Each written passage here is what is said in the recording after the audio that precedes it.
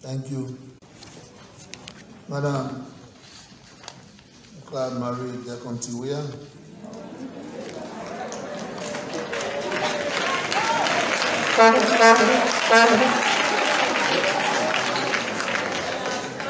First Lady of the Republic of Liberia, Madam Weah Howard Taylor, Vice President of the Republic of Liberia, members of the 54th legislature here present, the Dean and members of the Cabinet, the Don and members of the Diplomatic Corps, other officials of government here present, our international partners, the United Nations Resident Coordinator, members of the Fourth Estate, distinguished ladies and gentlemen. Let me borrow from Piso. She said in a quote, she said, "Women are brave, intelligent, adorable, fantastic, spiritual, majestic."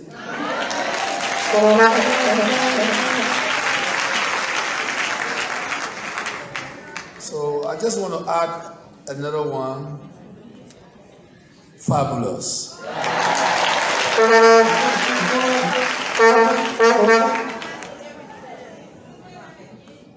Fabulous. I am pleased and honored to be here today to join the rest of the world in the observations of International Women's Day 2021, which I am informed has been organized in Liberia under the auspices of the Ministry of Gender of Liberia.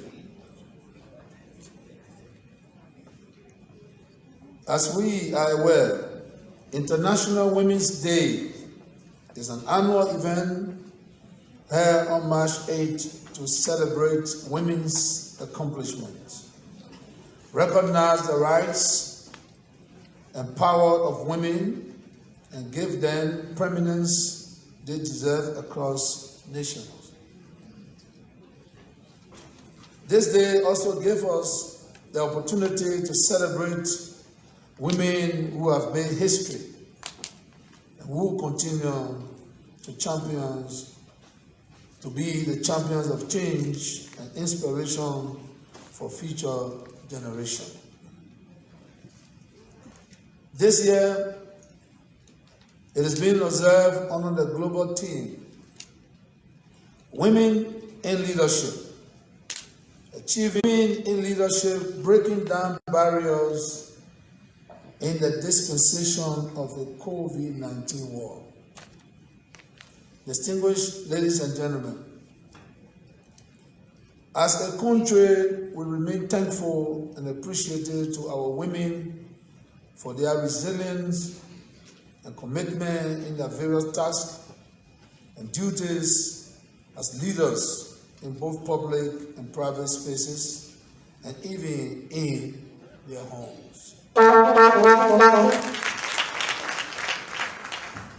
As a government, we acknowledge that women continue to need empowerment and that we have a responsibility to institute and implement all measures and policies that will promote such empowerment and at the same time ensure the safety of our women, girls, and children who are mostly marginalized.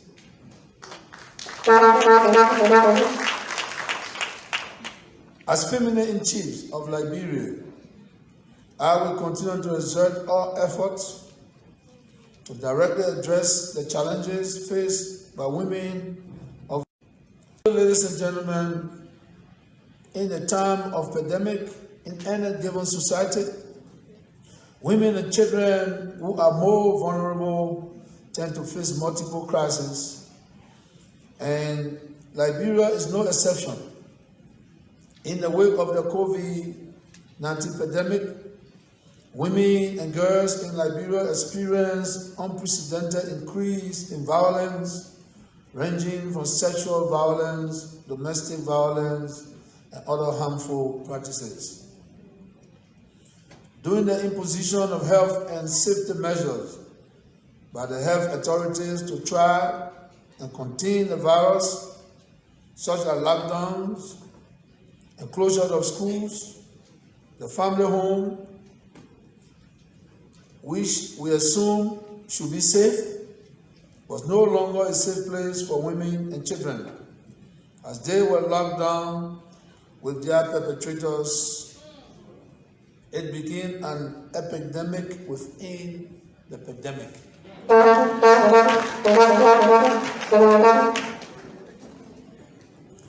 This higher incidence of sexual and gender-based violence was intolerable and unacceptable to my government.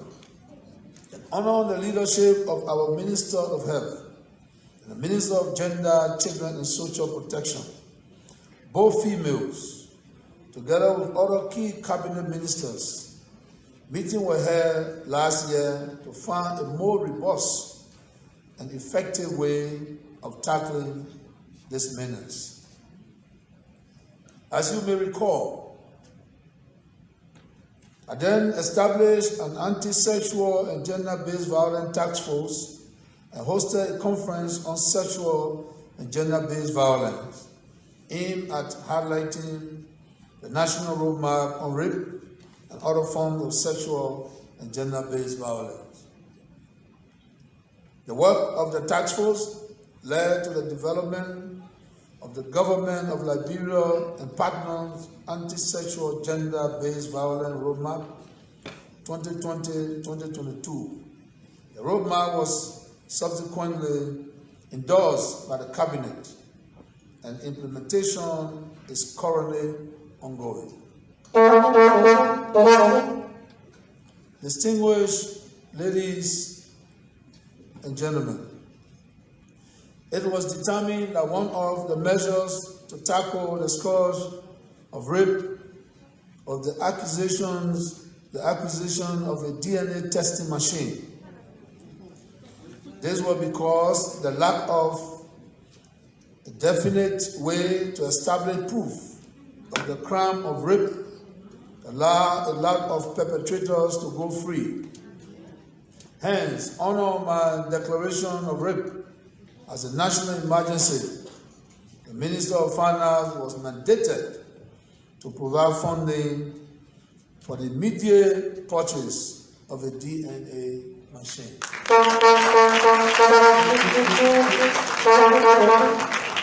Today, I'm happy to announce that the DNA testing machine is now in Liberia.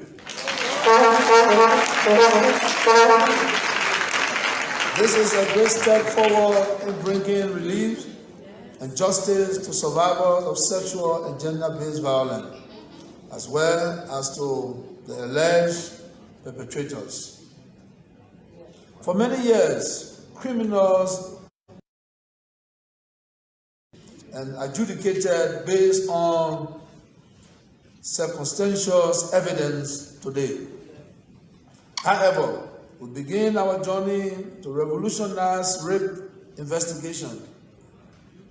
This technology will have a positive impact on the way rape cases are investigated in Liberia. In the meantime, I want to encourage our medical practitioners to handle this equipment with care in order to provide the intended and requisite services to the people of Liberia, particularly to our women, girls, and children. Distinguished ladies and gentlemen, my government would like to express our gratitude to all of our NGOs and international partners for the support they have provided in assisting us with the promotion of women's rights and empowerment and the protection of our vulnerable women, girls, and children. We believe that all women are equally important and deserve equal opportunities. Without women, the world would never be what it is today. Continue to be united and strong. As former British Prime Minister Margaret Thatcher once said, and I quote, "If you want something said, ask a man. If you want something done, ask a woman."